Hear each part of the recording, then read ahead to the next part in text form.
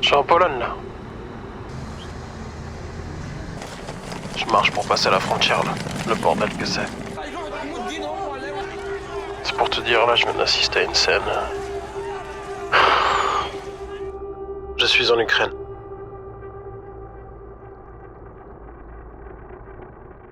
Allô, tu m'entends? Ouais, ça va. Un peu KO, mais ça va. Je suis à Lviv là, à la gare. Ah, mais tu sais que je me fais contrôler toutes les 5 minutes. Les gens ils pensent que je suis un espion russe. Mais même par des civils. Genre ils m'arrêtent, ils regardent mes photos, mes vidéos, ils écoutent tous mes derniers WhatsApp pour voir s'ils n'entendent pas du russe. Putain, en fait ici c'est la chasse aux espions.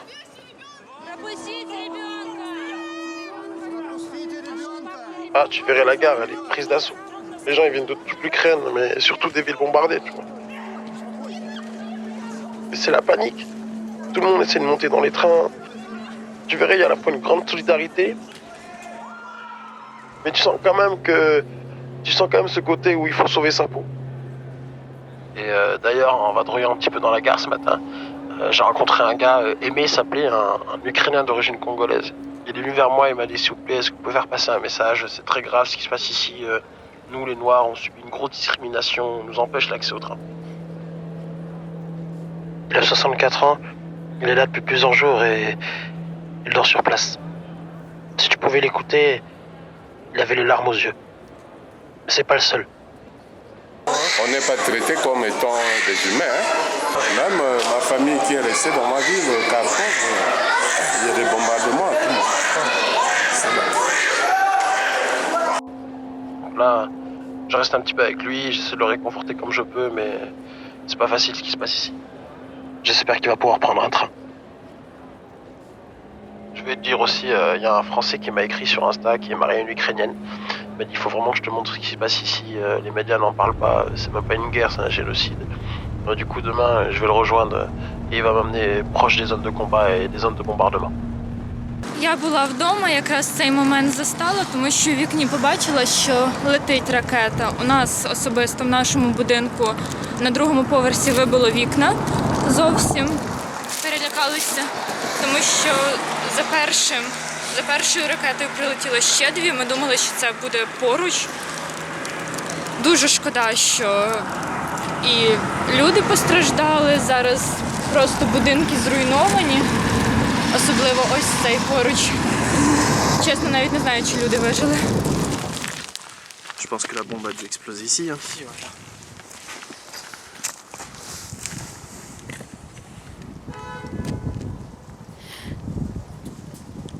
Il y a encore de la fumée qui sort. Et ça, c'est la nuit dernière, il a dit? Ouais.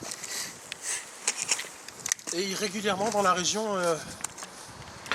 Ben là, depuis les 2 derniers jours, il y a eu 65 bombardements dans juste cette région, autour de cette ville. Voilà. Le gars me disait que cette habitation, il y avait des gens dedans et ça a été, donc là ça a été explosé la nuit dernière et il y a eu 4 morts dans cet immeuble. Je suis dans la région de Jitomir, là, à l'ouest de Kiev. Mais plus on avance, plus c'est désert et plus on entend des bombardements. Il y a la femme d'Emeric aussi là qui nous accompagne. Elle est enceinte en plus, mais elle tenait vraiment à être là pour nous faciliter pour la langue, tu vois. Pour expliquer aussi, parce qu'il y a des checkpoints, tous les 5 minutes on tombe sur un checkpoint. Bon, aujourd'hui on a prévu d'avancer au plus proche des zones de combat et vers les bombardements. Les Russes disent de bombarder que les sites militaires. Mais Emeric me prouve tout l'inverse. C'est un beau bâtiment militaire, voilà. Comme dit l'armée russe, on attaque uniquement des bâtiments militaires. C'est vrai que les militaires, ils ont ce genre de choses chez eux, voilà. C'est pitoyable, c'est juste pitoyable. Regarde, c'est un bâtiment militaire, hein. T'as vu, regarde, filme ce qu'il y a au sol. Je peux? Ouais. Voilà. Donc là, on peut voir, hein. C'est des belles armes militaires. Hein. Et t'as vu, regarde. Tu peux même filmer la route. Et tu te rends compte des impacts. Et si tu regardes ce building, par exemple, cet immeuble, t'as pas l'impression qu'il a été touché par des bombes parce que tu vois rien de détruit. C'est ça. Le cratère qu'on a vu derrière, si tu regardes bien, c'est le cratère qui explose. Enfin, c'est là où ça a explosé et ça a explosé vraiment tous les alentours. Il y a des bâtiments, ça se voit même s'ils n'ont pas été touchés, les vibrations, Avec les vitres, ouais. les vitres ont pété. La sirène. Ouais. On va essayer de s'écarter un peu du centre.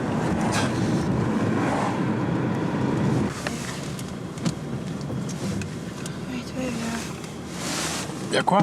Ils ont explosé le pont, on peut plus aller à Kiev. On n'allait pas à Kiev là, si. Enfin, En direction de Kiev, je veux Ok. dire, mais... il a été explosé par les Russes, bah, du coup, cette nuit. Alors, il a pas dit si c'était par les Russes ou si c'était par les Ukrainiens. Après, les Ukrainiens font péter les ponts de façon à ce qu'ils mettent la population en sécurité, que les Russes ne peuvent pas venir jusqu'ici. Donc, je sais pas après si c'est ukrainien ou russe. Bah, je pense qu'ils ont une bonne raison de le faire. Щось тут щось трапилось, же ж правильно я розумію, бо я знаю, що Ну, аэродром вас не пустять.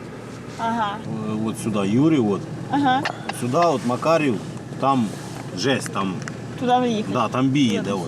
От сюди от, проїдете, тут Асторія буде, далі Асторії, ну, і там Дальше місцеві Асторії можуть. не Да. їхать.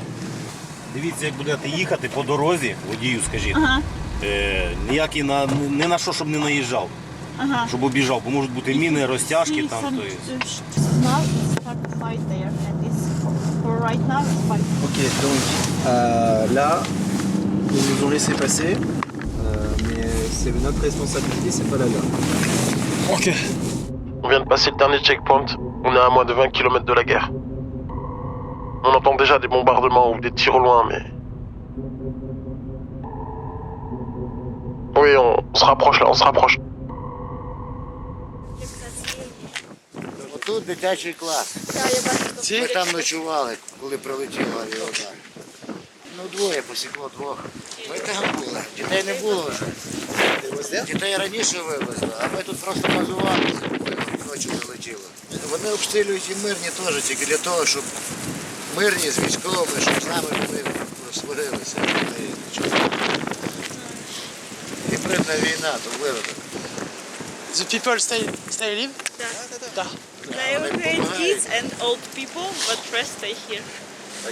Мужики залишилися, захищають свою землю і свої будинки.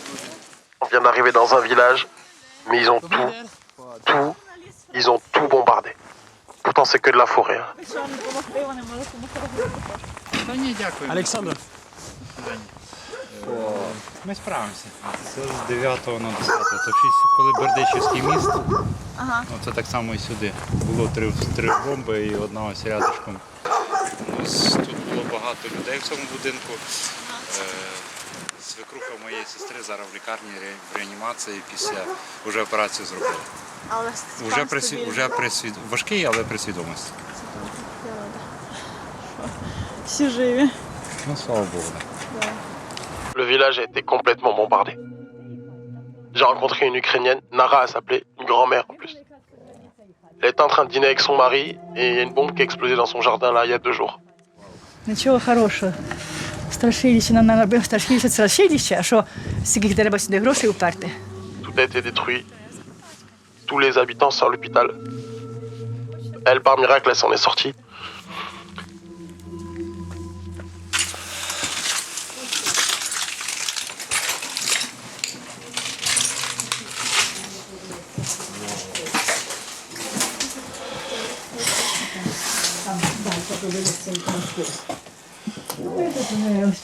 Такі. Скільки побило нас, пошкоджено там гаражі, кругом там є хороші речі, побилося, в общем такі. То чого? То ви були якраз тут такого. Ні, в тій середній. В цій кімнаті. Це зрозуміло. Ми завжди вискочили на вулицю, звісно. C'est le reste de leur maison. C'est là où ils vivent. Стукнуло чим-то, не знаю, чим там стукнуло. Ще й не виплатили гроші за нього, вже Dans la télé. бачай, таке робиться, що у нас не робиться все. Щось одне, а то все, бачите. Ні гаражі, ні погріб, там на цьому погрібі. Всі двері. Ну, таке. Ну, що говорити. Головне, що живі. Так, да, оце теж так. Головне, що живі залишились, звісно. C'est dur. It's okay, you're just going to lose this. Ah, ils ont tout perdu, toute une vie. à me raconter, ils ont détruit ma vie. Attends, Y'a un problème? Ouais, on est suivi, on est beaucoup trop suivi. je crois qu'on est suivi là, je te laisse.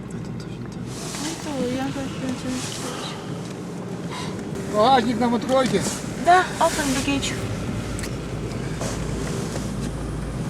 Ils étaient sûrs qu'on allait voler quelque chose. Ils sont là. Ah mais c'est... Tu crois qu'ils nous ont suivis pourquoi? On est arrivé dans le village, la voiture de la police elle est arrivée tout de suite derrière et il y avait deux autres voitures qui nous suivaient. Et tout ce qu'on faisait, ils étaient là à observer. À Kiev, t'en as eu beaucoup et t'as eu des publications des gens, en fait, ils les mettaient à poil dehors, ils les attachaient à un pôle auto-électrique avec du scotch.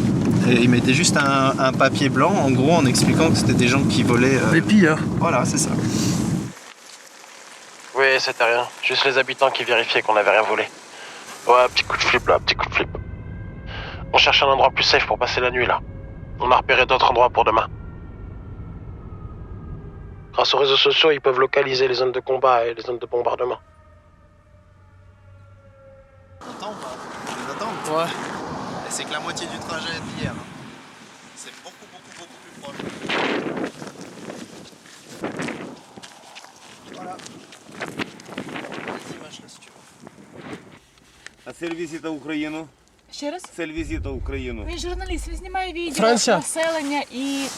Il a dit tu peux y aller en gros, mais il a dit que dans ta tête tu devais être pas complet.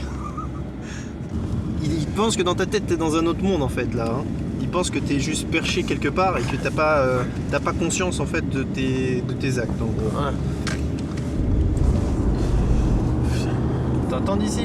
On n'a toujours pas passé la frontière de Kiev. Hein. De la région de Kiev. Et t'entends les bombardements comme ils sont beaucoup plus proches. J'ai entendu un peu. On est dans la voiture en direction d'Irpin. Y a personne sur les routes.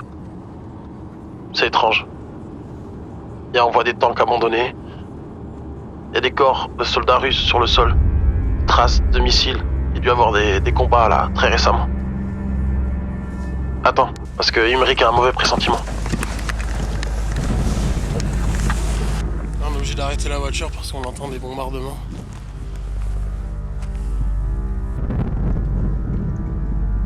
T'entends? Ah, c'est beaucoup plus proche que hier. Hein. T'as aucune voiture qui y va. Hein. І ми вчора були там ближче туди, до Калинівки, але не сильно близько. Але зараз ми не знаємо, чи туди їхати чи ні. Я думаю, що... карта є? Не билися під обоз, під обстрілами. Вони дивляться вже під обстріл. Так, вже. Ага. We was here yesterday. And out here it's already shit. Already. Їдемо... Окей, все, дуже дякую. Дякую, дякую. Дякую.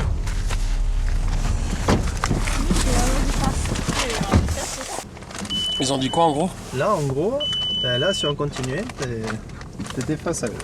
T'as plus personne devant, t'as aucun militaire, t'as rien du tout, ils sont en route pour jeter. Et ça c'est les anciens, tu vois, qui en ont rien à foutre de leur vie, ils ont fini leur vie. Donc ils viennent juste là pour te dire vas-y pas parce que tu vas crever.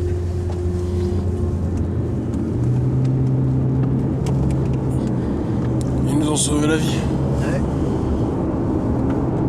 Ouais, on serait pas arrêté là, on serait tombé nez à nez avec les Russes. Ils viennent de nous sauver la vie. Il y avait les chars russes au bout de la route à 10 km. Si on les avait pas croisés, ça serait fini. Non, mais c'est fini avec Emmerich.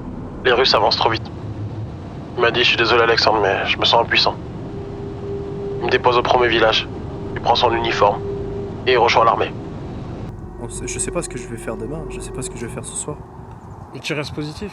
Je reste Optimiste, positif, ouais, je reste Parce positif. que là tu dis que tu vas aller prendre les armes, mais il faut pas que... J'ai pas envie que tu aies... On va te garder avec nous. C'est pas une question de prendre les armes en fait. Je suis pas là pour prendre les armes, j'ai pas envie de prendre les armes. Mais t'as envie de défendre ton pays. Ouais, bah attends, t'as vu les kilomètres qu'ils ont fait depuis Kiev? Et s'ils sont là, déjà là, ça veut dire que si on continue à les laisser avancer, ça veut dire que demain, enfin pas demain, mais je veux dire dans une semaine, ils seront là. Et moi j'ai pas envie de ça, j'ai pas envie que ma famille se fasse bombarder, que j'ai pas envie que notre maison se retrouve en miettes comme tout ce qu'on a vu avant. C'est pas possible, dans ta tête, moi je peux pas. Et j'ai pas envie de fuir parce que si tu fuis, tu leur donnes raison en fait. Et ouais, finalement, ils m'ont lâché en plein milieu d'une route. Il y a une connaissance à la femme d'Emmerich qui qui m'a amené en bus jusqu'au premier village, puis j'ai marché à pied pendant 4-5 heures à peu près, jusqu'à trouver un logement. Je crois que c'est un des moments les plus compliqués du périple, je t'avoue. Oh, tu sais, la vadrouille, c'est comme ça, je commençais à être habitué au galère ici. Les Russes m'ont stoppé à... J'étais quasiment rentré dans Kiev. Mais c'est comme ça, c'est tant mieux. Là, je vais me concentrer sur le vivre. J'ai vu qu'une résistance se mettait en place. J'ai trouvé un contact sur place pour voir un peu comment ça s'organise. Je t'appelle quand j'arrive là-bas.